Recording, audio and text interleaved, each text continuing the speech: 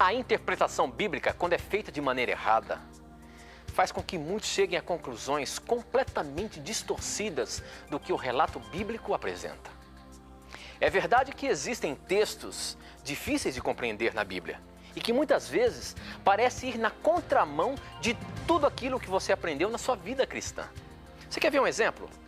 Por exemplo, você quer ver um exemplo? Por exemplo, quando você vai à igreja, você sabe que lá é a casa de Deus, que você vai lá para encontrar a Deus, para louvar a Deus, para receber as bênçãos dele, não é isso? Agora, olha só o que diz o texto de Hebreus, no capítulo 7, versinho 48 em diante. Porém, o Altíssimo não mora em casas construídas por seres humanos. Como disse o profeta, o céu é o meu trono, diz o Senhor, e a terra é o estrado onde descansam os meus pés. Que tipo de casa vocês poderiam construir para mim? Como conseguiriam construir um lugar onde eu pudesse morar? Por acaso não fui eu quem fez todas as coisas? Lendo esse texto, parece que Deus está se gabando e não dando valor a nada que o ser humano faz para agradar a Deus. Agora, como interpretar a palavra de Deus? Os textos que estão espalhados por este livro. Esta e muitas outras questões você acompanha agora, pois está no ar, Na Mira da Verdade.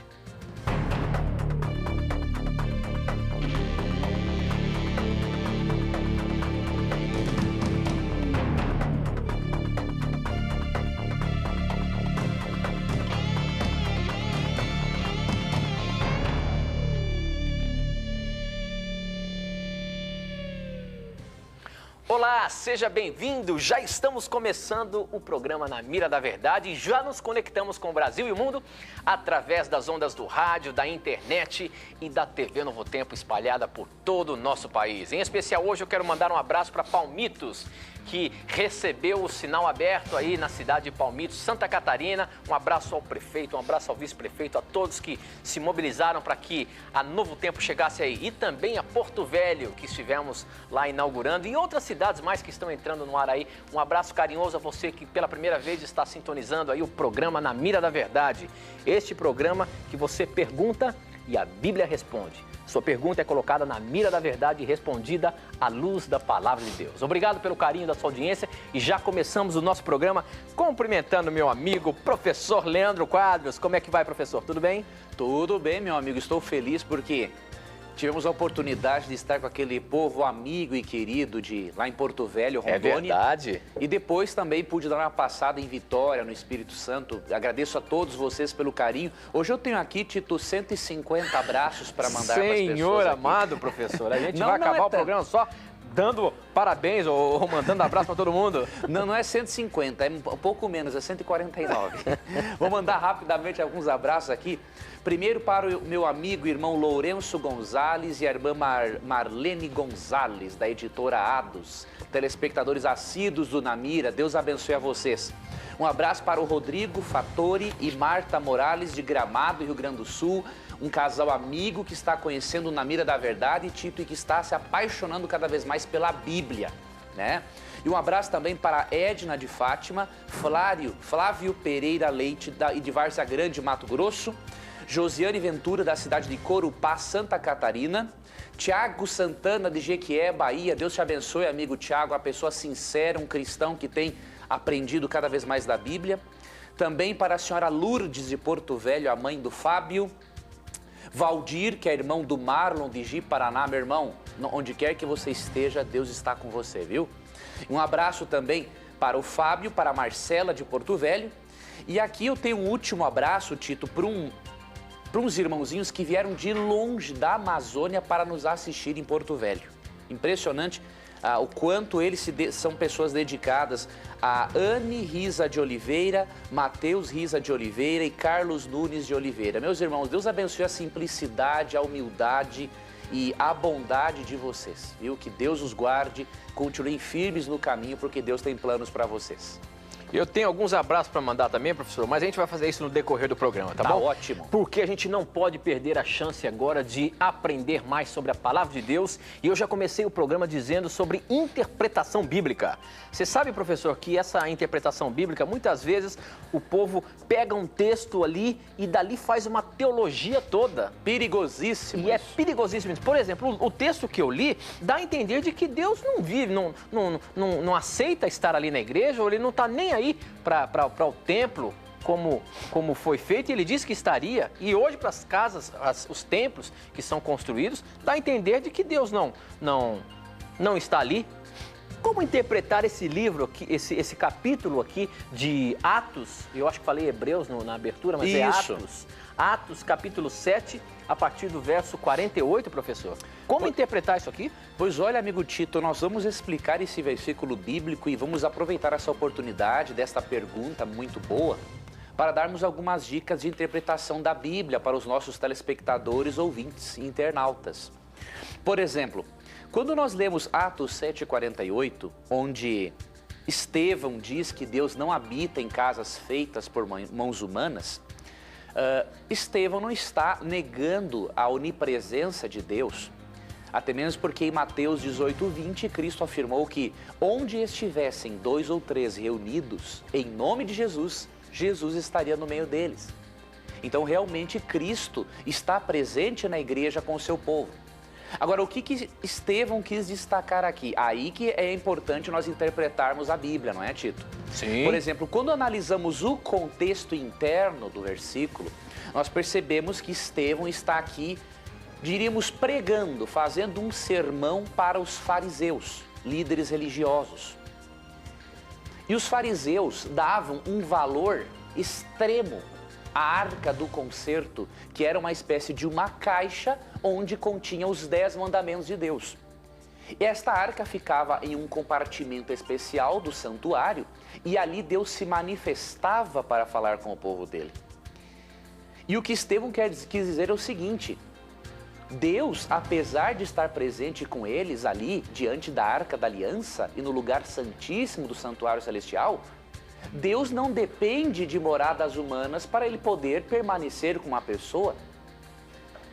A ênfase de Estevão aqui, o objetivo dele é mostrar que Deus tem um santuário no céu onde é a real habitação dele.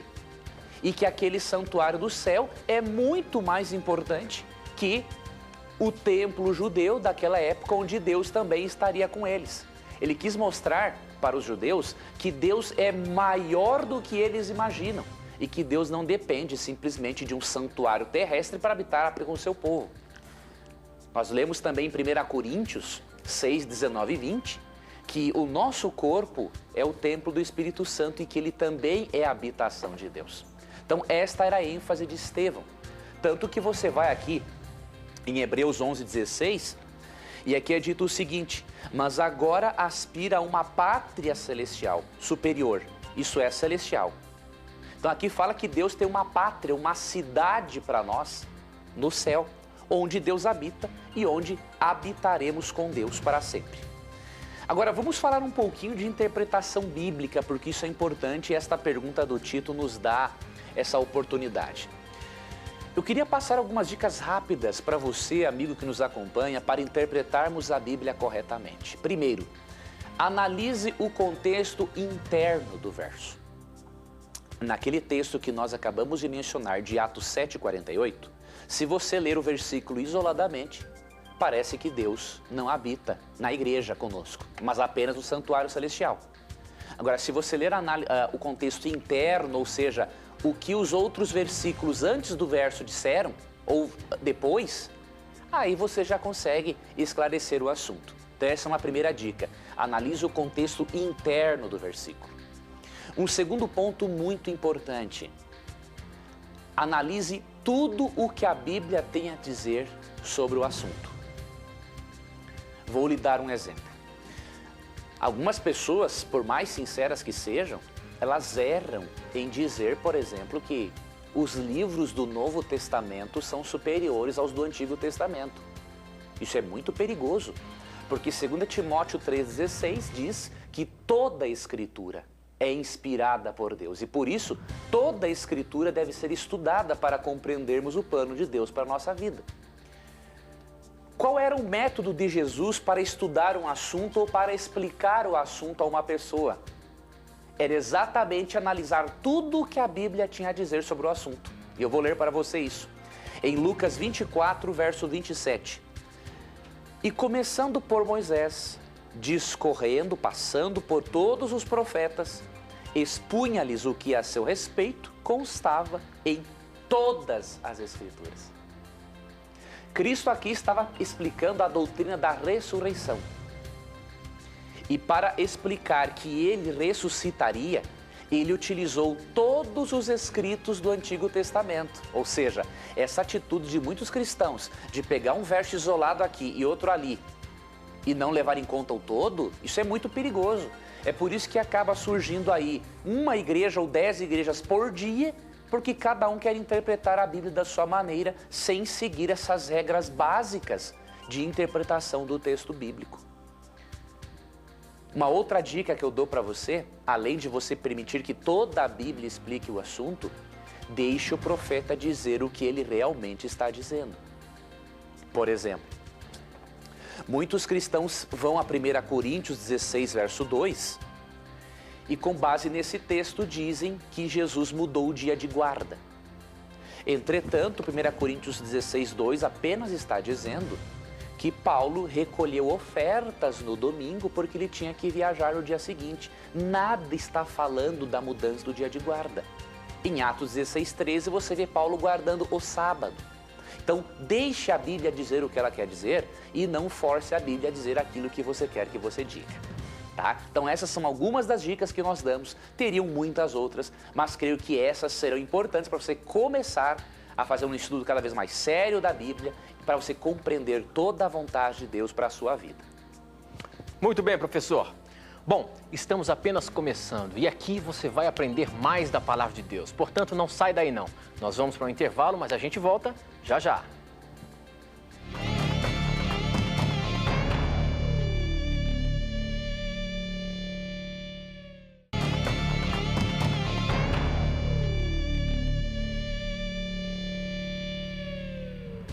Já estamos de volta e para você participar do nosso programa é muito fácil. Basta você mandar um torpedo SMS para 12 9156 6972. Está aí escrito no seu televisor, 12 9156 6972. Você manda a sua pergunta e ela chega aqui, ó, na hora. Faça a sua pergunta, faça bem objetiva, que ela vai entrar na mira da verdade. Ou se você preferir, você pode acessar o nosso blog, novotempo.com/na mira da verdade, e você vai ver ali que tem um espaço do lado direito para você preencher e colocar a sua dúvida, a sua pergunta, que eu recebo aqui na hora, online. E se você ainda preferir, você pode seguir a gente no Twitter. O nosso Twitter é twitter.com/na mira da verdade. @na mira da verdade, você manda a sua pergunta para a gente e ela também vai entrar na mira, tá bom? Então participe do nosso programa, aproveite aí, vá formulando as suas perguntas, as suas dúvidas que você tem, os seus questionamentos sobre Bíblia, sobre religião, enfim, o que você quiser perguntar, manda pra gente que ela vai ser colocada na mira. Professor Leandro Quadros, vamos, meu amigo. Chegou uma pergunta aqui no nosso blog, professor, e eu já tenho que começar o programa batendo nessa mira aqui, ó. Como é que você vai sair dessa, professor? Porque olha só, você diz aqui no programa que no céu nós não teremos, não vai haver o relacionamento entre homem e mulher. Mas olha só o questionamento, professor. Quem mandou essa pergunta foi José de Maceió, Alagoas. Ele diz o seguinte: me tirem uma dúvida. A lei dos 10 mandamentos existe no céu? A lei dos 10 mandamentos é eterna. Existe no céu? E em relação ao 8º e o 10º mandamento? Dá-nos a entender que no céu há relacionamento entre homem e mulher. Como é que fica, professor Leandro Quadros? Qual é o 8º e o 10º mandamento? Pois olha, aqui, quando nós precisamos, o 8º mandamento aqui fala, na verdade o 7º, né? Onde estão as leis dos 10 mandamentos na Bíblia, professor? Êxodo capítulo 20. Êxodo 20. E também em Deuteronômio 5, do verso 1 ao 21. Okay. Esses dois capítulos ali se encontram os 10 mandamentos, né? E o que diz aí, meu amigo? Por exemplo, essa pergunta dele é importante, por quê? Quando nós lemos aqui, o 7º mandamento diz, não adulterarás. E o 10º, né, diz para não cobiçar a mulher do próximo. Exatamente. Agora, a gente já não falou aqui que a lei de Deus ela é eterna? Aí entra um detalhe importante. O que existe no céu são os princípios morais, mas não os 10 mandamentos ao pé da letra como existem para nós hoje. Opa! Aí é que está o detalhe. Por exemplo, em João 8,44 é dito que o diabo é homicida desde o princípio. Só que o diabo não matou ninguém no céu. O detalhe é que Jesus fala em Mateus capítulo 5 que se você odiar alguém, você já está cometendo um homicídio, menos grave, mas lógico, mas é um homicídio. Então, já havia no céu um princípio que dizia não mate, até mesmo através do ódio. No céu, apesar de não haver relacionamento sexual entre os anjos, há o princípio, no 7º mandamento, diz não adulterarás. O princípio que está no céu é o quê? O princípio da fidelidade. Então, o princípio existe. Agora, o detalhe de como o princípio funciona, isso aqui se refere só ao planeta Terra. Então, nós temos que ter em conta o seguinte, os princípios morais de Deus realmente são eternos, existem desde a eternidade. Agora, a forma como eles foram transcritos para a humanidade é diferente do que lá no céu. Né? Então, se nós levarmos isso em conta, não vai ficar assim complicado entendermos essa questão. Muito bem, professor. Eu já abri minha Bíblia aqui porque tem uma pergunta aqui de Hebreus 6, 4-6, que diz: o apostolado não se converte mais. Isso é verdade? Ou seja, olha só o que fala aqui em Hebreus. Leia para nós, amigo. Ele amigo. fala que o apostolado quer dizer aquele que já conheceu a Deus e abandonou, não tem chance mais de se reconverter. Olha o que fala aqui. Como é que as pessoas que abandonaram a fé podem se arrepender de novo?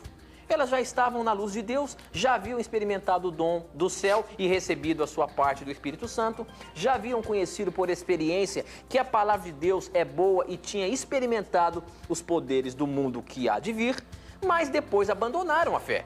É impossível levar essas pessoas a se arrependerem de novo, pois estão crucificando outra vez o Filho de Deus e zombando publicamente dele.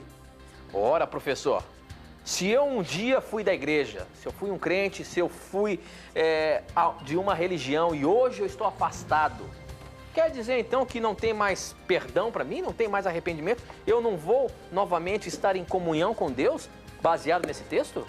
Você sabe, amigo Tito e querido telespectador e ouvinte da Rádio Novo Tempo, que durante séculos a igreja cristã se deparou com esse texto e teve muitas dificuldades. Por quê? Muitas pessoas, quando se apostatavam, saíam da fé e queriam voltar, essas pessoas não eram mais aceitas, porque de acordo com Hebreus 6, 4-6, a pessoa que se apostata e quer voltar não tem mais chance para ela. Então, por muito tempo, o cristianismo teve problemas seríssimos com esse texto, mas graças a Deus, que Deus foi iluminando a mente das pessoas e regras de interpretação bíblica foram extraídas da própria Bíblia e hoje nós podemos compreender esse texto à luz de Hebreus capítulo 10, do versículo 26 ao 31. Eu não vou ler todos os versículos, mas eu vou ler o versículo 26 e aí nós vamos entender o que o autor de Hebreus quis dizer no capítulo 6. Hebreus 10, 26, eu peço que você leia na sua casa com tranquilidade. Hebreus 10, 26 a 31, que você vai pegar a essência de todo o pensamento.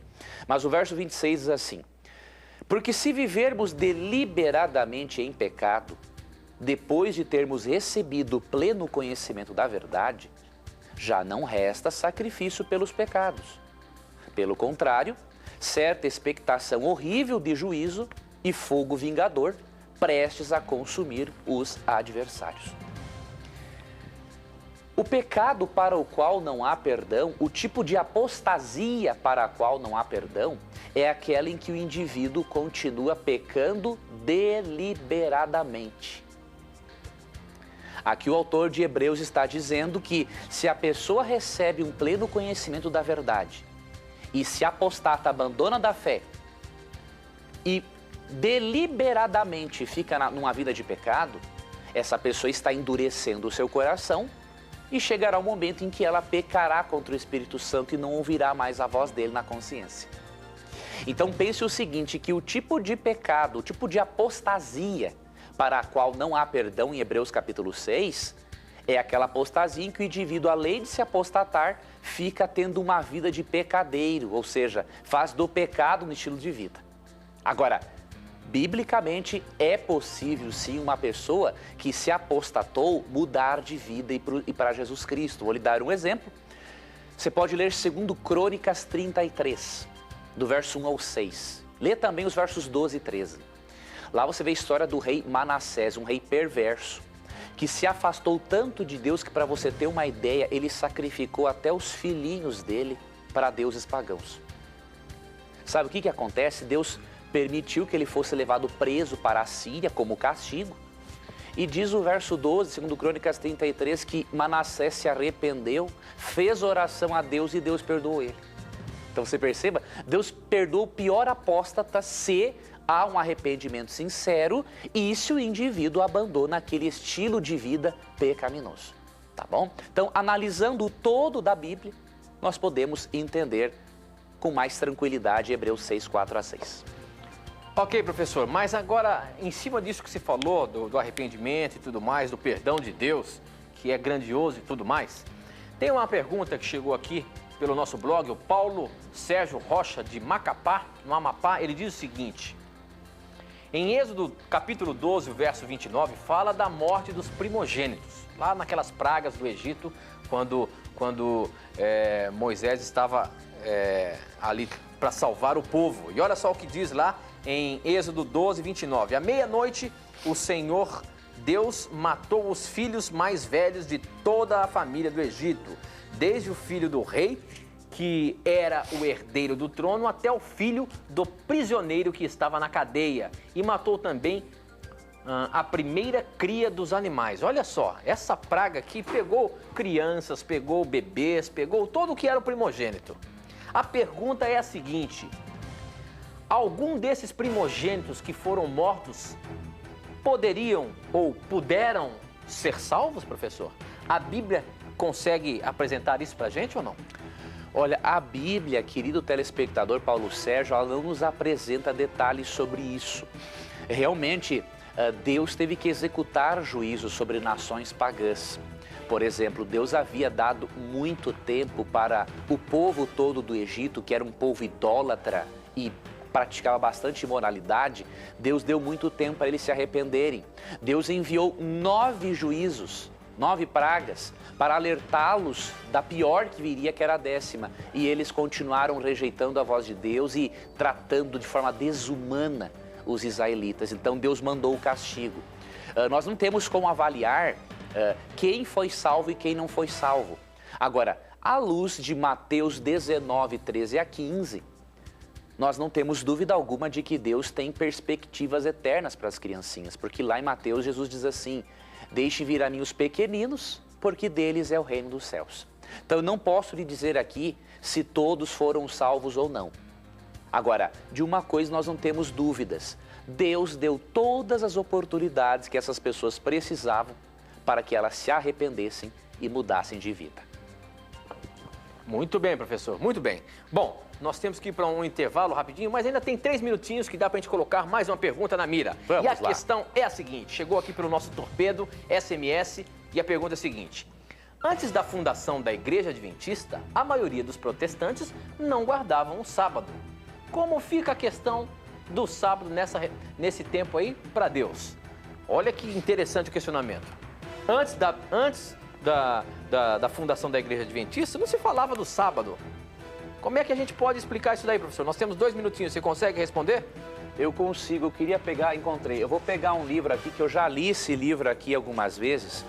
Eu gosto muito da opinião da escritora cristã Ellen White sobre esse assunto, né? Então vamos fazer o seguinte, professor. Logo depois do intervalo você vai responder. Nós temos que ir para o intervalo, mas antes de ir para o intervalo, eu queria mandar um abraço todo especial para todo o pessoal de Tatuí, que a partir deste domingo passou a receber a TV Novo Tempo em canal aberto. Parabéns a Tatuí, que agora também tem o canal Novo Tempo, o canal da Esperança, aí o canal 47. Um abraço grande para vocês. Bom, nós temos que ir para um intervalo, mas ainda tem muita coisa para entrar na mira.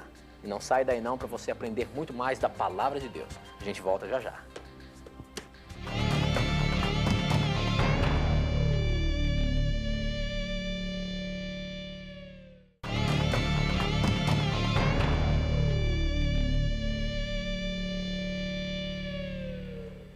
Já estamos de volta, agora são 21 horas e 32 minutos, estamos ao vivo pela Rede Novo Tempo de Comunicação. Este é o programa Na Mira da Verdade. E no bloco anterior, nós estávamos respondendo a questão que chegou pelo torpedo SMS, que diz o seguinte: antes da fundação da Igreja Adventista, a maioria dos protestantes não guardavam o sábado. Como é que fica essa questão perante Deus? E eu vou mais além, professor. Será que só são salvos os guardadores do sábado de 1844 para cá, quando nasceu a Igreja Adventista do Sétimo Dia? Como é que a igreja tem essa pretensão? É isso mesmo? Olha, essa pergunta é muito importante porque nós temos no Brasil, infelizmente, uma literatura apologética de péssima qualidade quando o assunto é adventismo. Quando é outros assuntos, nossa literatura apologética é muito boa. Agora, quando o assunto é adventismo, a literatura apologética é de péssima qualidade. Eu estou fazendo uma análise da literatura anti-adventista no Brasil, porque esse é o tema da minha dissertação. Eu tenho visto cada coisa que de deixar o queixo caído. E por causa do preconceito e da ignorância, muitas vezes isso é transmitido às outras pessoas. Então, por exemplo, há livros por aí dizendo, e sites na internet de alguns centros que se dizem apologéticos, que na verdade de apologia não entendem nada, né? Dizendo por aí que os adventistas ensinam que todo aquele que guarda o domingo vai se perder. Ora, o indivíduo que diz um negócio desse, ou ele é ignorante ou ele é muito mal intencionado. Porque se você ler, por exemplo, o que a escritora cristã Ellen White diz no livro Grande Conflito, página 449, você percebe que a pessoa que afirma uma coisa dessas, ela está com alguma má intenção, não é possível. Olha, por exemplo, o que Ellen White fala dos cristãos que não tiveram a oportunidade de conhecer que o verdadeiro dia do Senhor é o sábado. Porque temos que ser sinceros, queridos, o domingo não é o dia do Senhor. Podemos gritar, berrar, interpretar a Bíblia do jeito que quisermos, recorrer aos pais da igreja. O dia do Senhor na Bíblia é o sábado e não tem conversa. Agora, será que os que guardam domingo vão se perder? Vamos deixar que Ellen White apresente a posição oficial adventista sobre o assunto no livro Grande Conflito, página 449. Mas os cristãos das gerações passadas observaram o domingo, supondo que em assim fazendo estavam a guardar o sábado bíblico. E hoje existem verdadeiros cristãos em todas as igrejas, não excetuando a comunhão católica romana, que creem sinceramente ser o domingo o dia de repouso divinamente instituído. Deus aceita a sinceridade de propósito de tais pessoas e sua integridade. Esse texto é mais claro que o sol ao meio-dia. Ellen White diz claramente que os cristãos passados que viveram de acordo com a luz que receberam, Deus aceita a sinceridade deles. Por quê? Porque se eles tivessem aprendido sobre o quarto mandamento, com certeza teriam observado o sábado. Nós temos que levar em conta uma coisa, queridos: o sábado será sim um ponto muito importante no conflito entre o bem e o mal. Porque o conflito entre o bem e o mal envolve adoração. E se você ler Apocalipse 14, 6 a 12, ali há 3 recados urgentes para a humanidade, para que adorem a Deus no sábado como um sinal externo de fidelidade a Deus. Mas apesar de o sábado ter esse papel importante no conflito entre o bem e o mal, que a questão é a adoração, nós não podemos jamais pregar uma salvação pelo sábado. A salvação, de acordo com Efésios 2, 8 e 9, é unicamente pela graça de Jesus Cristo. E nós observamos o sábado ou qualquer outro mandamento como uma resposta ao amor de Deus, como o resultado do poder transformador do Espírito Santo na nossa vida. Eu parabenizo a você, telespectador, por fazer essa pergunta a nós, porque você poderia ter recorrido à internet, a esses sites apologéticos por aí que não entendem nada do assunto e que infelizmente querem denegrir a imagem da Igreja Adventista desnecessariamente. Eu agora estou um pouquinho sem tempo, mas Deus vai me abençoar, que a partir do ano que vem, que eu conseguir dar assim um avanço a mais à minha dissertação, eu quero poder responder mais ainda essas afirmações infelizes que esses sites apologéticos colocam por aí, para que você possa ter acesso a toda a verdade, e se livrar do preconceito, da má interpretação teológica que é apresentada em muitos desses sites, infelizmente. Muito bem, professor. O próximo questionamento pelo nosso blog é o seguinte: Quem mandou foi o Charlie Field. Ele é de Juiz de Fora, está sempre ligado com a gente aqui pelo Twitter e tudo mais, mas ele mandou essa aqui pelo blog. Sou trinitariano, porém, a palavra koinonia, no grego, citado num programa passado, usado em 2 Coríntios 13:13, tem um uso variado nas Escrituras, pois vemos que nas 19 ocorrências do termo, a sua variação em nada indica que ele seja usado somente para caracterizar união, parceria pessoal ou comunhão entre pessoas. Essa aqui é uma pergunta baseada no Deus Pai, Deus Filho e Espírito Santo, onde nós apresentamos aqui que são 3 que se formam um. Agora, professor, essa palavra koinonia, o que ele está querendo dizer aqui, professor? Que tem vários termos na Bíblia, 19 ocorrências, e que não dá a entender que significa uma união. Como é que fiz? Inclusive num texto de 2 Coríntios 6:14, que diz o seguinte: pode a luz ter comunhão com as trevas? E acho que é usado também essa palavra koinonia. Como a gente explicar então aqui o que você disse aí, que koinonia no grego é que indica que representa a união quando se fala de Deus Pai, Deus Filho e do Espírito Santo? Certo, esse telespectador tem que levar em conta uma coisa. Realmente uma palavra ela tem diferentes nuances e significados. Agora, nós temos que nos perguntarmos uma coisa: qual é o significado principal do termo? O significado principal do termo koinonia no grego é sim relacionamento, parceria, tá? Isso se repete, por exemplo, em Filipenses 2:1. Aqui é dito assim: se há, pois, alguma exortação em Cristo, alguma consolação de amor, alguma comunhão do Espírito, se há entranhados afetos e misericórdias, completai a minha alegria, de modo que penseis a mesma coisa. Aqui claramente o termo koinonia no grego indica que é possível ter uma comunhão pessoal com o Espírito Santo. Então não é só em 2 Coríntios 13:13. Agora no caso 2 Coríntios 6:14, se você analisar, a essência é a mesma. Apesar de luz e trevas não serem objetos pessoais, está se referindo a pessoas que podem se relacionar com a luz e com as trevas. Então, realmente, o significado principal de koinonia no grego é parceria, relacionamento entre pessoas.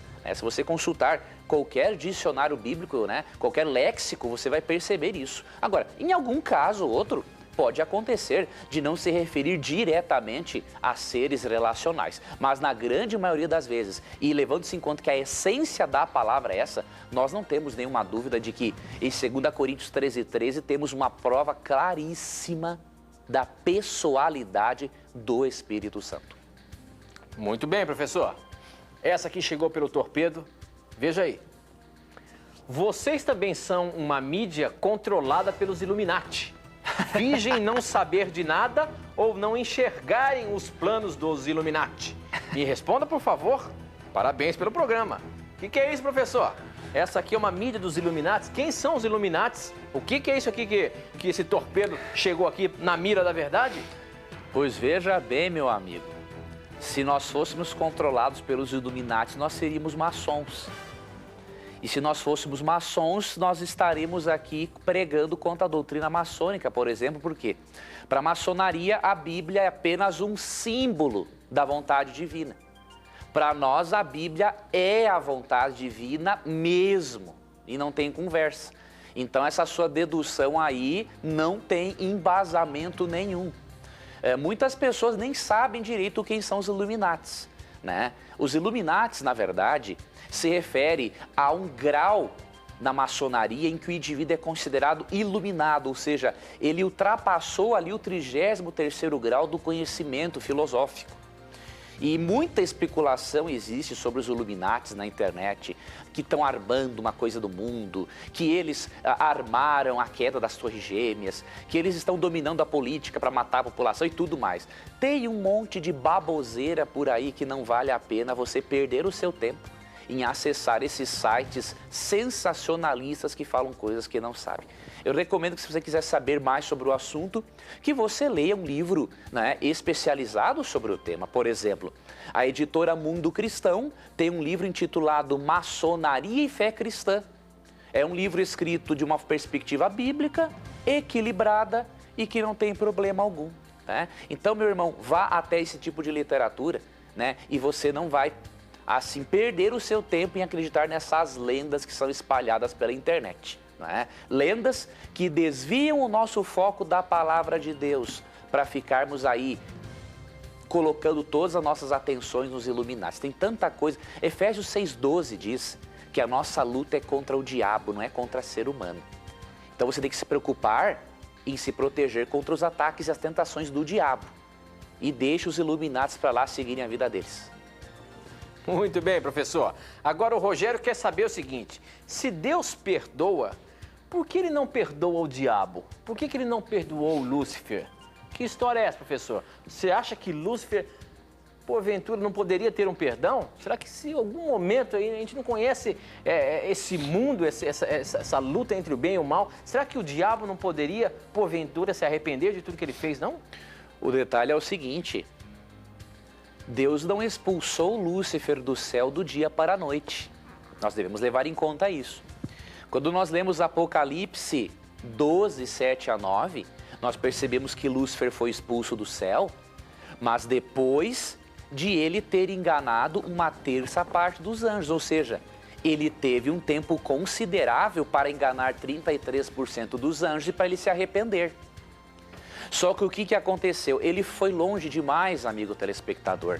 E a Bíblia diz em Apocalipse 28 e 9, que mesmo depois do milênio, que é um período de 1000 anos em que a terra ficará desolada e os justos estarão no céu, diz que mesmo depois desse período o diabo sairá a enganar as nações, ou seja, o diabo não vai se arrepender mais. Ele foi longe demais. Agora, com certeza Deus deu todas as chances que ele poderia ter tido. Isso se evidencia no tempo em que ele levou para enganar uma terça parte dos anjos. Se Deus não desse chances para Lúcifer se arrepender, ao Lúcifer ter enganado o primeiro anjo, Deus já teria mandado ele embora. Mas veja bem, ele enganou a terça parte. Isso demonstra que Deus foi dando o quê? Chances para ele. Eu gosto muito de uma citação da escritora Ellen White no livro História da Redenção, no primeiro capítulo. Ela fala que Deus tolerou longamente Lúcifer no céu. Então pode ter certeza, o diabo se perdeu, não foi por culpa de Deus. O Senhor fez tudo o que podia para que ele se arrependesse. Mas infelizmente, ele foi longe demais.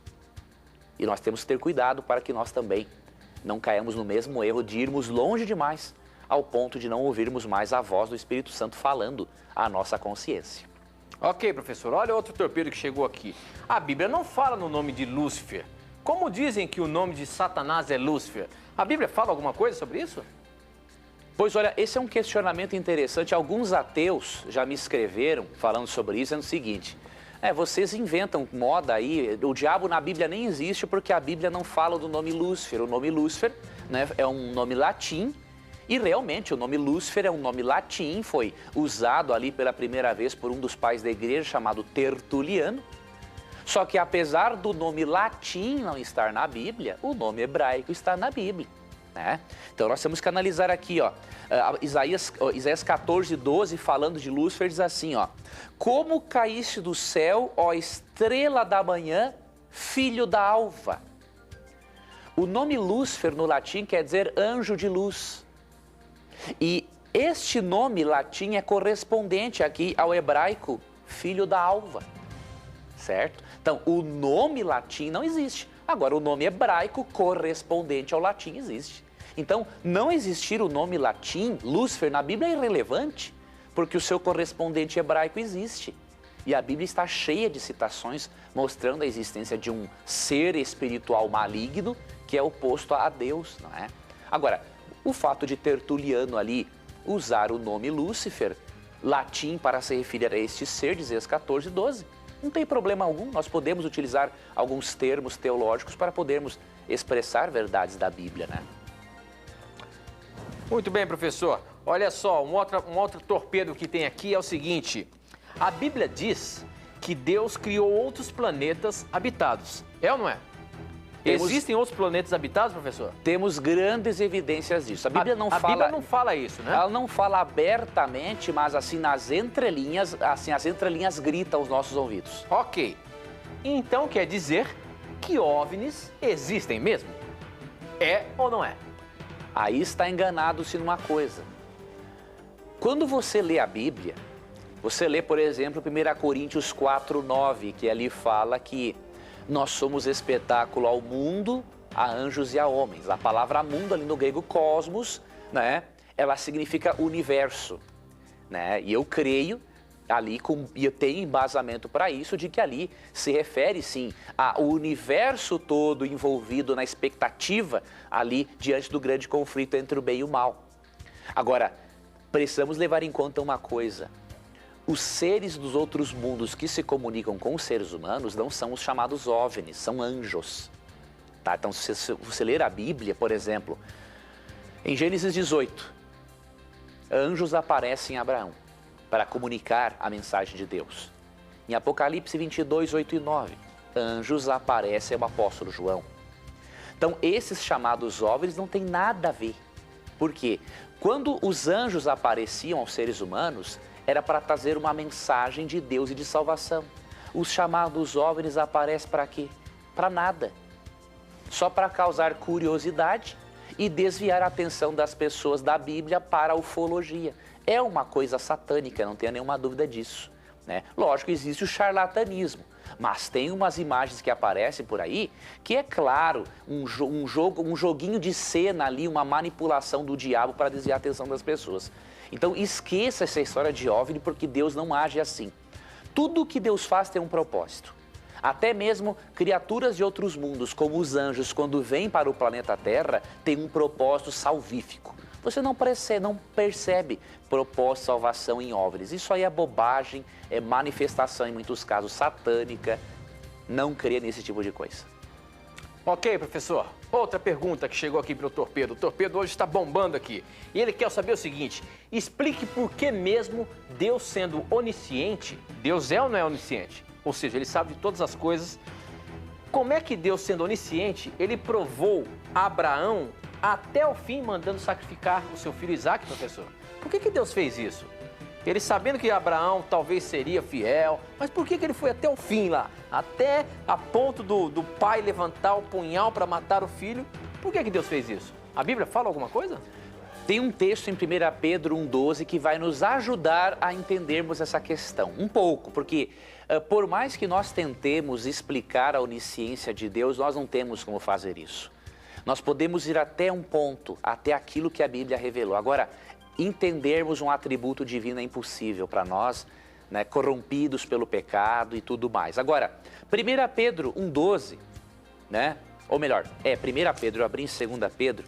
1 Pedro 1,12 nos diz uma coisa interessante, que no conflito entre o bem e o mal, e que envolvem pessoas, inclusive Abraão e Isaque, há anjos que precisam entender certas coisas, porque os anjos não são oniscientes. Olha o que diz 1 Pedro 1,12. Deixa eu ler aqui nessa outra tradução, que é uma tradução, vou ler aqui na Nova Bíblia Viva, uma tradução mais coloquial para lermos esse texto, porque alguns textos mais rebuscados é bom lermos numa versão mais coloquial para o nosso telespectador e ouvinte. 1 Pedro 1,12 diz assim: foi-lhes dito que essas coisas não aconteceriam no tempo deles, e sim muitos anos mais tarde no tempo de vocês. E agora, por fim, este evangelho foi claramente anunciado a todos nós. Ele foi pregado a nós no poder do mesmo Espírito Santo enviado do céu que falou a eles. E tudo isso é tão notável e tão maravilhoso que até os anjos do céu dariam tudo para saber mais a respeito. Veja que interessante. Aqui é dito que até mesmo os anjos dariam tudo para saberem mais a respeito dos mistérios da salvação e do evangelho. Então isso demonstra que os anjos não são oniscientes. Isso nos demonstra que, mesmo Deus sendo onisciente, ele precisava testar Abraão até o final para que os anjos pudessem perceber que Abraão realmente seria fiel.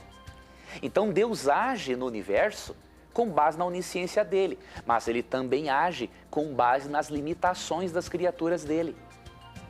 Como os anjos não são oniscientes, Deus precisa deixar certos acontecimentos correrem o seu curso normal para que os anjos possam ver que Deus está lidando corretamente com o pecado e também com os pecadores. Ok, professor, eu estou aqui navegando pelo Twitter e tem muita gente que está com a gente aqui, muita gente pendurada, seguindo o programa Na Mira da Verdade. Se você ainda não segue o programa Na Mira da Verdade, o nosso Twitter é Na Mira da Verdade, @Na Mira da Verdade. Você entra na página do Twitter, twitter.com/Na Mira da Verdade, clica lá em seguir e você já vai estar seguindo a gente e vai poder acompanhar todos os bastidores também do programa Na Mira da Verdade. Um abraço todo especial aqui para Ana Karina e o Wilton, lá essa aqui é uma cidade lá do Ceará que chama Beberibe, e o bairro chama Paripuera. Um abraço a vocês, eles ligaram pra gente hoje, lá não tem igreja adventista, eles estão assistindo a Novo Tempo. Um abraço a eles, a Karina, ao Wilton, a Suzy, que acompanha o programa Na Mira da Verdade, estão aqui conectados com a gente pelo Twitter. Eles disseram que ia estar ligadinho com a gente já está mandando um abraço para eles. Bom, agora o Alexandre Almeida, pelo Twitter, pergunta o seguinte, professor. Vamos lá. Os dons de 1 Coríntios 12 cessaram ou ainda estão disponíveis hoje, professor? Como é que é essa questão dos dons aí? Não existem mais? Quer ver uma coisa, querido amigo? Todos os dons espirituais de Deus, em 1 Coríntios 12, né? E também ali temos uma outra lista, ali em Efésios capítulo 4, todos os dons espirituais estão disponíveis. Entretanto, Deus utiliza-se mais de alguns dons em determinadas épocas da história. Vou lhe dar alguns exemplos. Quando você vai para Atos capítulo 2, você percebe que naquele período da história em que o cristianismo precisava se espalhar diante de outras nacionalidades, o dom que Deus mais utilizou ali foi o dom de línguas, que era uma capacitação sobrenatural para as pessoas falarem em outras línguas. Então, naquele momento da história, o dom mais utilizado foi o dom de línguas. Nos nossos dias, apesar de Deus poder usar o verdadeiro dom de línguas, se Ele quiser fazer isso, nos nossos dias, outro dom espiritual é mais usado por Deus, nesses últimos dias. E aí nós podemos ver qual é este dom em Atos 2,17, que diz assim: E acontecerá nos últimos dias, diz o Senhor, que derramarei do meu espírito sobre toda a carne. Vossos filhos e vossas filhas profetizarão. Vossos jovens terão visões e sonharão vossos velhos. Então aqui é dito que nos últimos dias, o dom que Deus mais utilizaria seria o dom profético, ou seja, revelar uma mensagem através de um profeta e também capacitar uma pessoa a pregar a Bíblia para ser um profeta no sentido de ser um porta-voz de Deus. Então, todos os dons espirituais são válidos. Agora, alguns Deus se utiliza mais deles em determinadas épocas da história, porque Deus, na sua sabedoria, Ele percebe que em determinada época da história, diferente tipo de dom é mais importante para alcançar a humanidade. E nós encontramos uma outra evidência disso nas palavras do próprio apóstolo Paulo, em 1 Coríntios capítulo 14, versículo 11. Ele diz assim: segui o amor e procurai com zelo os dons espirituais, mas principalmente que profetizeis. Espero que mais esse texto aqui tenha lhe ajudado na compreensão deste assunto. Ok, professor. Agora, ainda pelo Twitter, a Cris Maria está dizendo o seguinte. Isso, a Cris Maria Galdino, ela diz o seguinte: boa noite. Por que as mulheres adventistas não podem usar brincos? Isso é bíblico ou apenas uma regra da igreja?